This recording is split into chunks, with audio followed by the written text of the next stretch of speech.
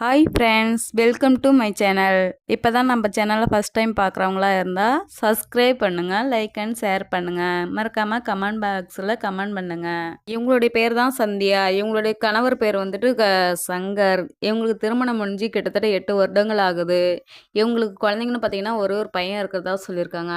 இவங்க வந்துட்டு சொந்தமாக ஒரு மளிகை கடையும் வச்சுருக்காங்க. எங்களுடைய கணவர் வந்துட்டு ஒரு தனியார் கம்பெனிக்கு வந்து கோயம்புத்தூருக்கு வேலைக்கும் போயிடுவாங்க. இவங்க வந்து இப்போ தனிமையில் இருக்குன்றதால இப்போ கடையை பார்த்துக்கிட்டு வீட்டோட தான் இருப்பாங்க. இவங்க பையனை பார்த்துக்கிட்டு. அப்படி இருக்கும்போது இந்த நம்ம சந்தியாவோட சொந்த சித்தப்பா பையன் தான் பிரேமு. அவன்கிட்ட தான் எதுவும் வேணும்னாலும் கேட்பாங்க. நம்ம சந்தியா வந்துட்டு எதுவும் ஹெல்ப் பண்ணாலும் அதை வாங்கிட்டு வா, இதை வாங்கிட்டு வான்னு சொல்லி நம்ம சித்தப்பா பையன்கிட்ட தான் சொல்லியும் கேட்பாங்க. நம்ம கணவர் இல்லாத நேரத்தில் இவன்கிட்ட தான் எதுவும் வேணுனாலும் கேட்குறதும் வாங்கிட்டு வரதுமாகவும் இருந்திருக்காங்க. இவங்களுடைய கணவர் வந்துட்டு நம்ம சங்கர் வந்துட்டு மாதத்தில் 1 மாதத்துக்கு ஒரு டைமு 2 மாதத்துக்கு ஒரு டைம் தான் நம்ம வந்து சந்தியாவும் பார்க்கறதுக்கும் வருவாங்க. சந்தியா பார்த்துட்டு குழந்தைங்கள பார்த்துட்டு போகலான்ட்டு வருவாங்க.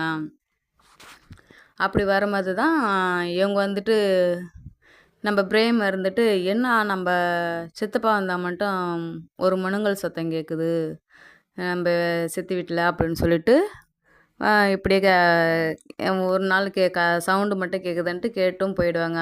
அதே போல் மறுநாளும் சவுண்டு கேட்கும். அந்த சவுண்டு கேட்கும்போது தான் வந்து அதே போல் முனங்கல் சத்தம் கேட்கவும் வந்தும் பார்க்குறாங்க. நம்ம பிரேம் வந்துட்டு அந்த ஜன்னல் திறந்து பார்க்கவும் 2 பேருமே உல்லாச வாழ்க்கையில் வாழ்ந்துட்டு இருக்கும்போது உல்லாசமாக ரொம்ப சந்தோஷமாக இருக்கிற லைஃப்பில் இருக்கும்போது நம்ம சித்தியும் சித்தப்பாவும் இருக்கும்போது தான் பார்த்துட்றான். பிரேம் வந்துட்டு அதையும் பார்த்துட்டு வீடியோவும் எடுத்து வச்சுக்கிறான்.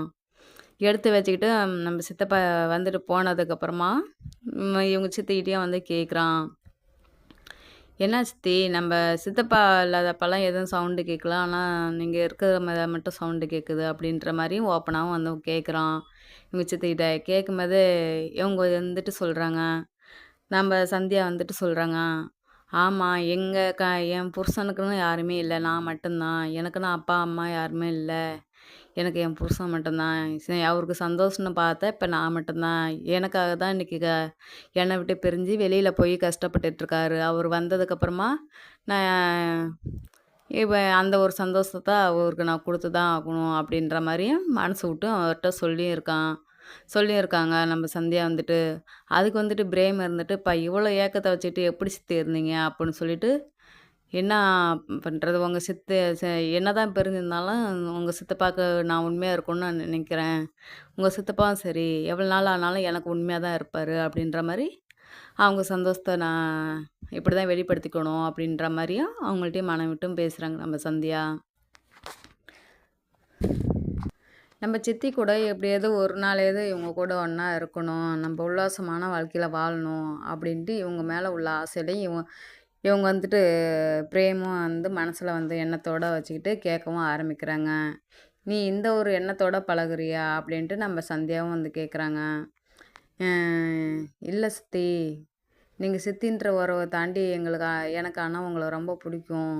உங்கள் கூட நான் ஒரு நாளாச்சும் வாழணும் அப்படிங்கிற ஏக்கமும் எனக்கு நிறைய நாள் இருந்திருக்கு அப்படின்ட்டு நம்ம பிரேம் வந்துட்டு சந்தியிட்ட மனசு விட்டு சொல்லியிருக்கான்.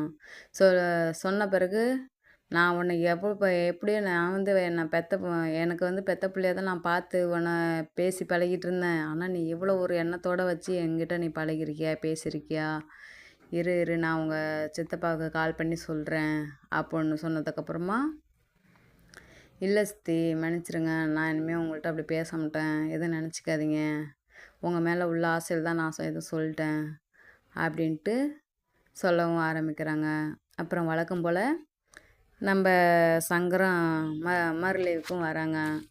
2 நாள் லீவுக்கு வரும்போது ரொம்ப சந்தோஷமான வாழ்க்கையெலாம் வாழ்கிறாங்க. அப்போ வந்துட்டு நம்ம பிரேமம் பார்த்துட்டு அந்த ஒரு நம்ம சித்தி தனியாக இருக்கும் போதெல்லாம் சவுண்டு வரல, எதுவுமே சத்தம் இல்லாமல் தான் இருக்குது, நம்ம சித்தப்பா வந்தால் மட்டும்தான் இந்த முனங்கல் சவுண்டு கேட்குது அப்படின்ட்டு ஒரு மாதிரி அந்த ஒரு ஏக்கத்தோடையும் இருப்பாங்க.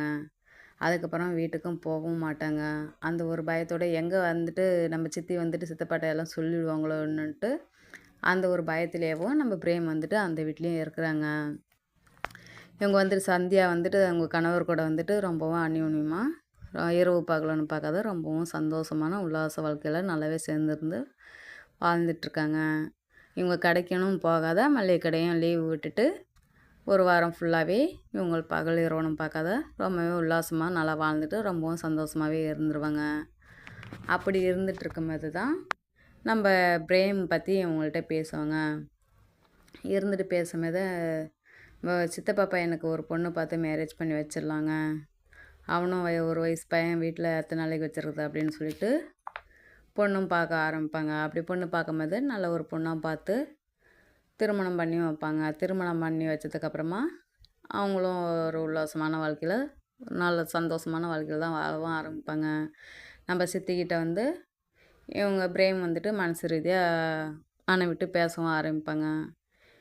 நீங்கள் தான் நான் உங்கள் மேலே ஆசைப்பட்டேன் தான் சித்தி, ஏன்னா உங்களை பார்த்துமே எனக்கு ரொம்ப பிடிச்சிருந்துச்சி சித்திங்கிற ஒரு உறவை தாண்டி உங்களை பார்த்து எனக்கு ரொம்ப பிடிச்சிருந்துச்சி, ஆனால் உங்களை மாதிரியே ஒரு பொண்ணை பார்த்து எனக்கு மேரேஜ் பண்ணி வச்சிட்டிங்க அப்படின்ட்டு ரொம்ப தேங்க்ஸ்ன்னு சொல்லிவிட்டு இவங்க வாழ்க்கையில் நல்ல உல்லாச வாழ்க்கையில் ஆரம்பிச்சிடுறாங்க. நல்ல ஒரு சந்தோஷமான வாழ்க்கையில் இவங்களும் வாழவும் ஆரம்பிச்சிடுறாங்க.